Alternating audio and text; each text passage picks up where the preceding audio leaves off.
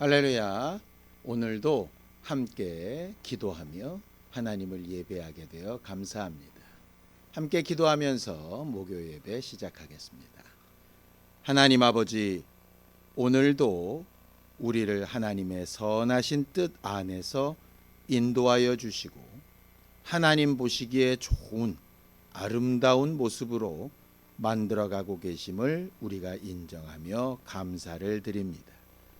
오늘 하는 예배와 기도도 하나님 앞에 온전히 상달되며 하나님과 함께하는 거룩한 기쁨이 충만하도록 도와주시옵소서. 예수님의 이름으로 기도하였습니다. 아멘. 하늘에 계신 우리 아버지여, 이름이 거룩히 여김을 받으시오며 나라의 임하옵시며 뜻이 하늘에서 이룬 것 같이 땅에서도 이루어지이다. 오늘날 우리에게 일용할 양식을 주옵시고 우리가 우리에게 죄 지은 자를 사하여 준 것 같이 우리 죄를 사하여 주옵시고 우리를 시험에 들게 하지 마옵시고 다만 악에서 구하옵소서. 나라와 권세와 영광이 아버지께 영원히 있사옵나이다. 아멘. 찬송가 40장 함께 찬양하겠습니다. 찬송가 40장입니다.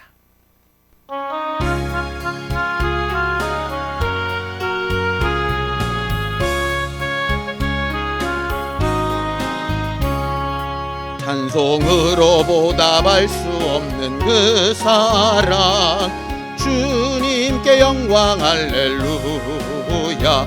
형제 자매 모두 함께 모여 찬송해. 주님께 영광 할렐루야.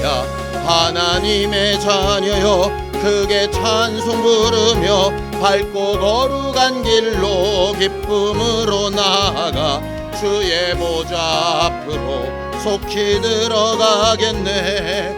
주님께 영광 할렐루야. 이 받은 주님 은혜 한량 없도다. 주님께 영광 할렐루야. 기쁜 찬송 부르면서 천국 가겠네. 주님께 영광 할렐루야.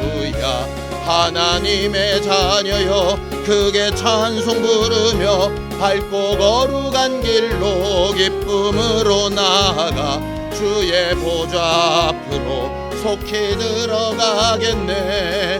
주님께 영광 할렐루야. 잠시 후에 우리 모두 주를 보겠네.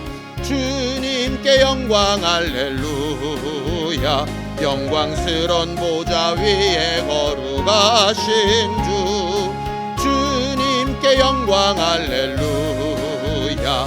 하나님의 자녀여 크게 찬송 부르며 밝고 거룩한 길로 기쁨으로 나아가 주의 보좌 앞으로 속히 들어가겠네. 주님께 영광 할렐루야. 만국 백성 천국에서 소리 높여서 주님께 영광 할렐루야. 영원토록 주의 공로 찬양하겠네. 주님께 영광 할렐루야. 하나님의 자녀여 크게 찬송 부르며 밝고 거룩한 길로 기쁨으로 나아가 주의 보좌 앞으로 속히 들어가겠네. 주님께 영광 할렐루야.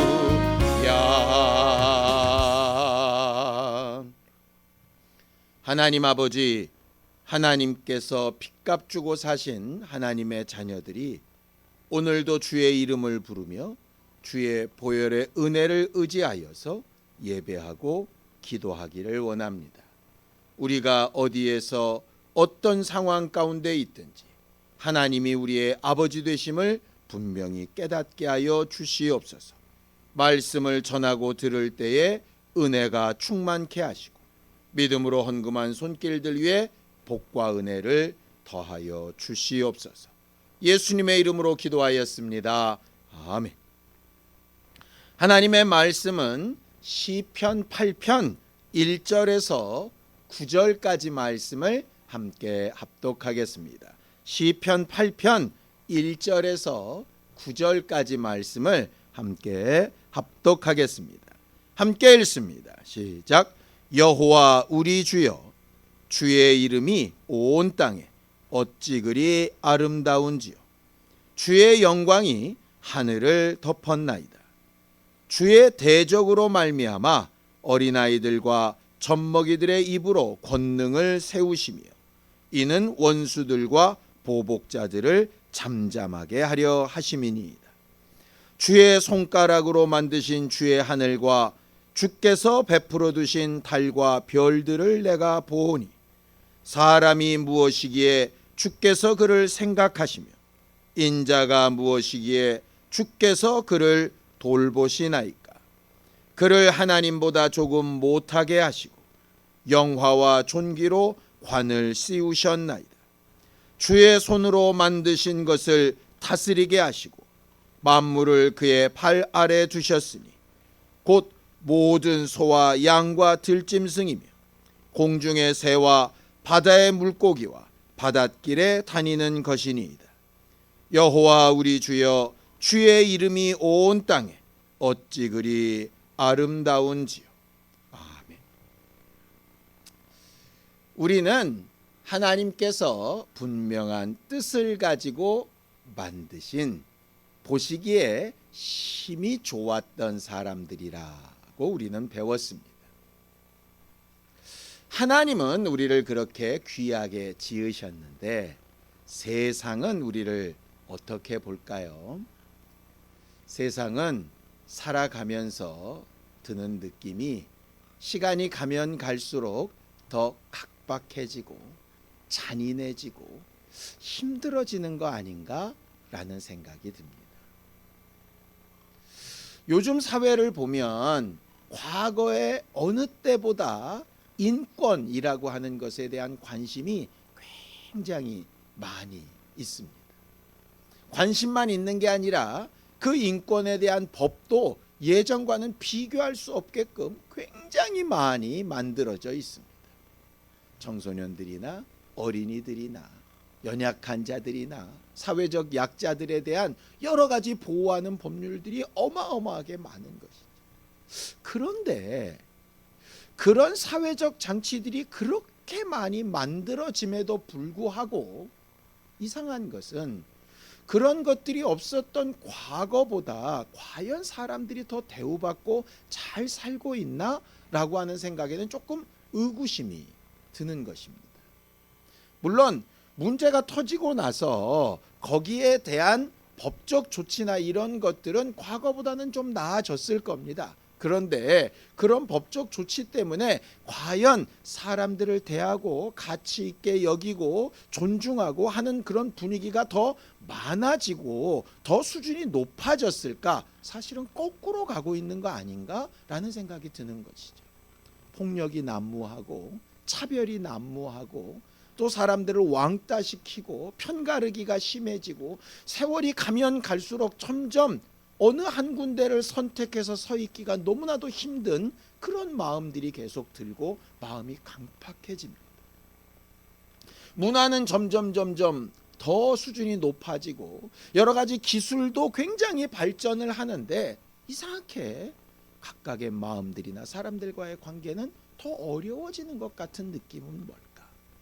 성경은 예수께서 이 땅에 오신 이후로 말세는 계속 진행 중이라고 설명을 하시는데 그 말세가 되어져 가면 되어져 갈수록 세상의 끝으로 달려가면 갈수록 결국 나타나는 특성을 이렇게 설명을 합니다. 자, 마태복음 24장 12절에서 13절입니다. 함께 읽습니다. 시작. 불법이 성함으로 많은 사람의 사랑이 식어지리라. 그러나 끝까지 견디는 자는 구원을 얻으리라 라고 이렇게 되어져 있습니다. 우리는 끝까지 견디는 자는 구원을 얻으리라 이렇게 되어져 있습니다. 그래서 믿음을 지키자, 끝까지 최선을 다하자, 세상에서 뭐라고 하든 우리 믿음을 지키자, 그렇게 우리가 깨닫고 그렇게 주장하는데, 사실 오늘 성경 말씀을 그대로 읽어보면 이렇게 되는 것이죠. 말세로 갈수록 점점점 사랑이 식어져서 자기 자신밖에 모르고 남들을 다 비난할 때 그런 풍조에 휩쓸리지 않고 끝까지 견디는 자, 하나님을 사랑하고 이웃을 사랑하고 남들은 다 식어질 때 그런 일을 할 수 있도록 끝까지 견디는 자, 이렇게 해석을 해야 옳은 것 아니겠습니까? 세상은 점점 자기밖에 모르고 점점 편가르기가 심해진다고 할 때에 적어도 신앙인들은 그런 풍조에서 좀 벗어나서 제대로 된 판단과 행동을 해야 되지 않나라는 생각이 드는 것이죠. 요즘 남을 무시하고 남을 따돌림대는 것만큼 중요한 문제가 본인 스스로를 비하하고 자기 목숨을 값어치 없게 생각하는 것, 그것도 굉장히 큰 문제인 것 같습니다. 부모가 빚 때문에 고민이 될 수 있지요. 그런데 가족과 함께 동반하여 목숨을 끊는 이런 일들은 참 무서운 일입니다. 자기 자신의 생명도 자기 가족들의 생명도 너무 하찮게 여기는 것이죠. 우리는 흔히 말들을 사람의 목숨을 무엇과도 바꿀 수 없다, 이런 얘기들을 대단히 많이 합니다. 성경도 그렇게 말씀하시죠. 자, 마태복음 16장 26절입니다.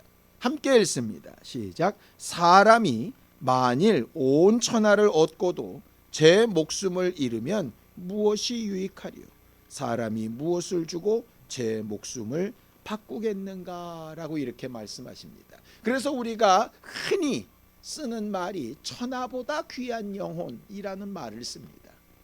근데 사실은 영혼 일로만 우리가 할 것이 아니라 사람 자체입니다. 여기서 분명 목숨이라고 말씀을 하셨으니까요. 목숨은 사람이 하나님을 만날 수 있고 예수의 은혜를 체험할 수 있고 구원을 소유할 수 있는 기회이기 때문에 굉장히 중요한 것입니다. 천하를 주고도 바꿀 수 없는 것입니다. 그런데 요즘은 그런 목숨, 그런 사람의 가치, 그런 기회, 이런 것들이 너무 무가치하게 여겨지게 되는 것이죠. 왜 그럴까? 기준의 문제인 것 같습니다. 전에 함께 일하던 곳에서 이렇게 보면 아주 희한한 광경을 볼 수 있었습니다. 옷 한 벌이 아무리 싸도 여러분들 얼마나 할 것 같습니까? 그냥 매대에서 이렇게 파는 것만 해도 몇천 원씩 하지 않습니까? 명품 같은 경우는 수백만 원, 수천만 원을 호가하지 않습니까? 그런데 함께 일했던 곳에서는 그 옷을 막 자루에 넣어가지고 킬로그램으로 재서 킬로그램에 200원, 300원 이렇게 팝니다. 똑같은 옷인데 어떤 옷은 최소 몇천 원부터 수천만 원에 이르기까지 값어치가 되는데 어떤 옷은 한꺼번에 묶어서 킬로그램으로 아무 가치 없게 이렇게 사용되는 것이죠. 기준의 문제입니다. 사람을 볼 때도 마찬가지랍니다. 성경에서 보면 우리는 천하를 주고도 바꿀 수 없는 대단한 가치를 가진 사람이지만, 너무 잔인하게 들릴지 모르지만 장기를 매매하는 사람들의 입장에서 보면 사람은 한 2억 원어치의 가치가 있다고 그럽니다. 물질적으로 원소를 분해해서 가치를 매기면 한 2만 원 정도의 가치가 있다라고도 이야기하는 사람도 있습니다. 뭘로 사람을 보느냐에 따라서 달라지는 거죠. 신앙생활은 우리의 가치, 멀리 가지 말고 나의 가치를 뭐로 볼 거냐라고 하는 것에 대해서 분명한 기준을 가져야 합니다. 여러분들은 여러분들의 인생이나 여러분들이 살아온 길을 되돌아보면 아주 자랑스럽고 기쁘고 행복하고 그렇습니까? 혹 중간에 실망스럽고 지우고 싶고 이런 일은 없었으면 좋겠다, 그런 생각들은 혹시 하지 않으십니까? 오늘 시편을 기록하고 있는 다윗이 그런 인생을 살았습니다. 굉장히 자랑스럽고 멋있는 때도 있었지만 정말 숨기고 싶고 다시는 기억하고 싶지 않았던 그런 시절도 있었습니다. 다시는 기억하고 싶지 않은 그런 시절을 생각하면 딱 죽고 싶지요. 그리고 정말 잘되고 좋았던 시절을 생각하면 그것이 천년만년 계속되었으면 좋겠다는 생각을 할 겁니다. 다윗이 하나님 앞에 이렇게 이야기하는 겁니다. 자, 시편 8편 4절입니다. 함께 읽습니다. 시작. 사람이 무엇이기에 주께서 그를 생각하시며 인자가 무엇이기에 주께서 그를 돌보시나이까 라고 말합니다. 자기 자신을 봐도 정말 가치 없어 보이는 때가 있는데 하나님은 왜 나를 이렇게 위해 주십니까? 라고 묻는 질문이기도 합니다. 또 반대로 자기를 대적하고 자기를 못되게 굴고 자기를 배척하고 이런 사람들을 보면서 하나님 왜 저들은 그대로 두시고 저들에게 왜 용서하라고 하시고 왜 저들을 품으라고 하십니까? 저들이 도대체 뭐기에 그렇습니까? 라고 이렇게 묻는 것입니다. 우리는 오늘 말씀을 보면서 이 두 가지를 분명히 생각해야 됩니다. 하나님 앞에서 나는 누구이고 하나님 앞에서 또 저들은 누구인가 라고 하는 것이죠. 내가 기준이 되면 내 마음에 드는 사람, 좋은 사람 있고 내가 싫은 사람, 배척하고 싶은 사람이 있습니다.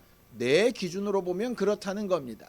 마치 옷이 내 기준으로 보면 수천만 원짜리 가치가 있지만 재활용품 업자가 볼 때는 킬로그램당 얼마짜리에 불과한 것처럼 말이죠.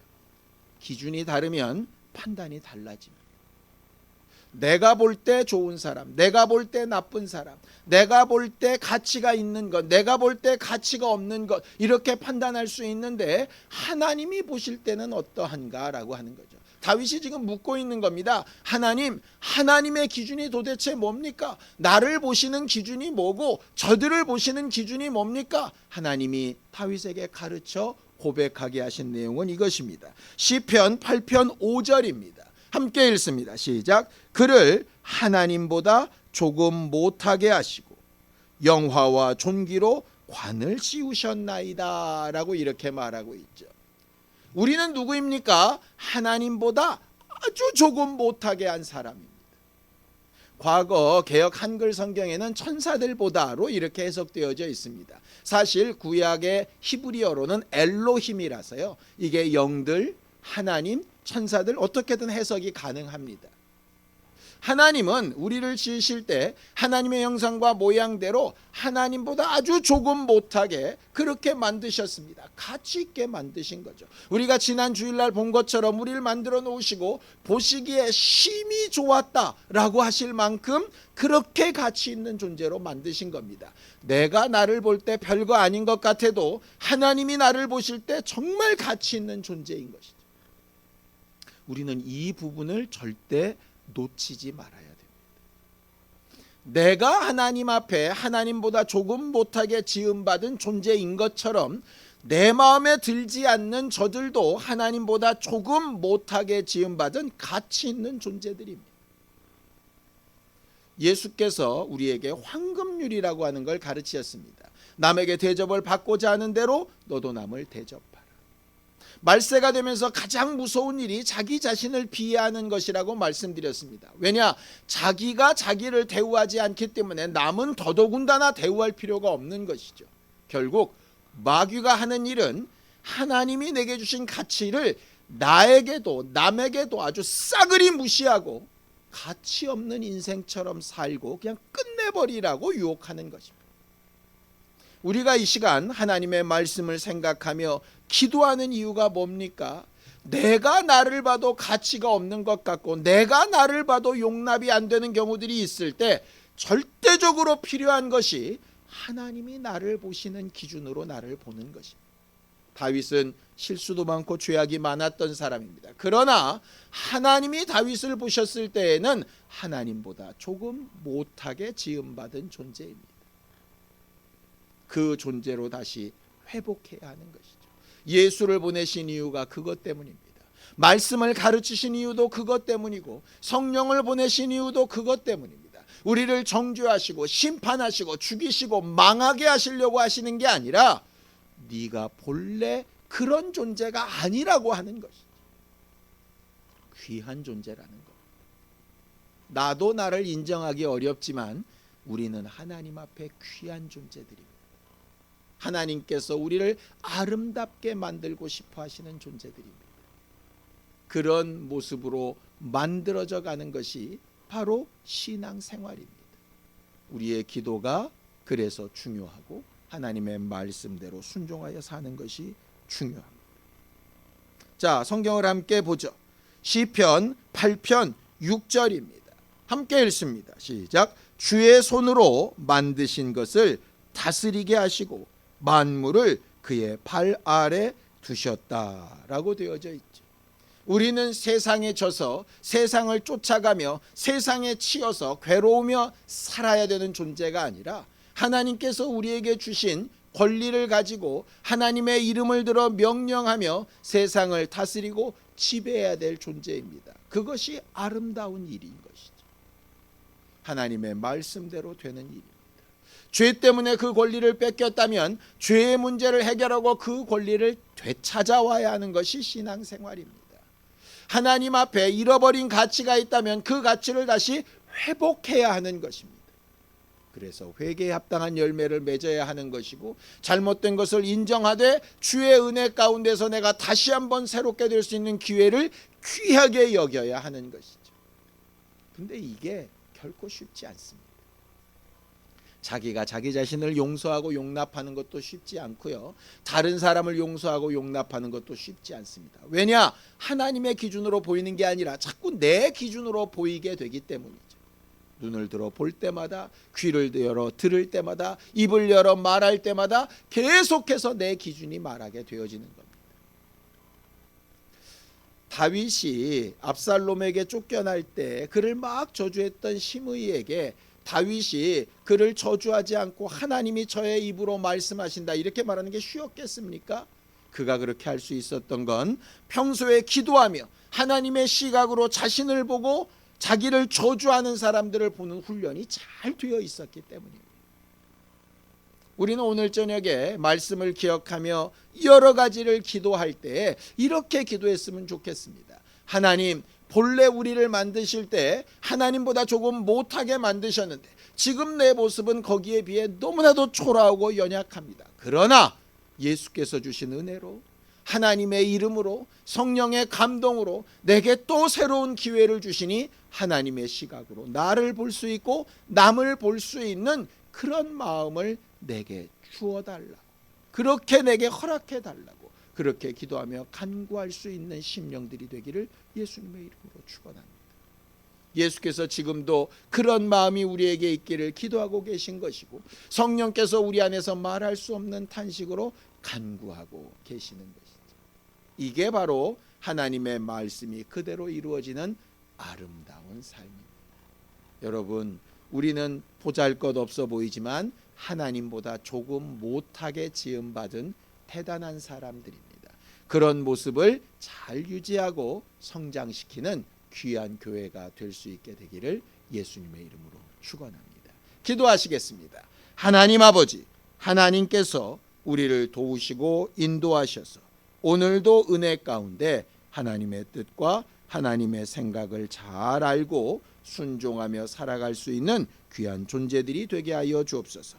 하나님께서 우리를 천하보다 귀하게 만드셨고 하나님보다 조금 못하게 만드셔서 세상에 하나님이 만드신 모든 것들을 다스리며 지배하며 누리며 살 수 있는 존재가 되게 하여 주셨는데 죄 때문에 빼앗겼던 권리를 은혜받아 회복하게 하여 주시고 입술 벌려 기도하며 간구할 때 하나님의 기준과 하나님의 눈으로 보는 거룩한 신령한 마음과 생각들을 품을 수 있도록 도와주시옵소서. 이제는 우리 주 예수 그리스도의 은혜와 하나님 아버지의 극진하신 사랑과 성령님의 감동하시고 함께 하시는 분명한 증거가 우리의 가치를 알고 간구하기를 원하는 우리 모두 위에 이제로부터 영원까지 함께 있을지어다. 아멘.